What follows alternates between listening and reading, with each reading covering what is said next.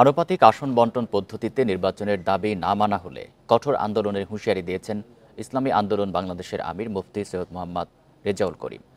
বিকেলে রাজধানীর সোহরাওয়ার্দী উদ্যানে ইসলামী যুব আন্দোলনের পঞ্চম কনভেনশনে প্রধান অতিথির বক্তব্যে তিনি এই হুঁশিয়ারি দেন।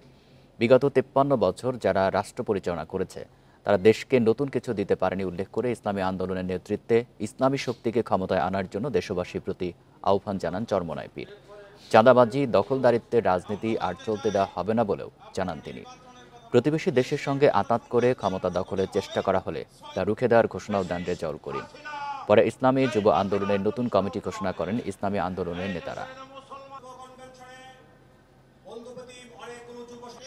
যুবকদেরকে মূল স্টিয়ারিং দিতে হবে, তাহলে সেই গণতন্ত্রের মাধ্যমে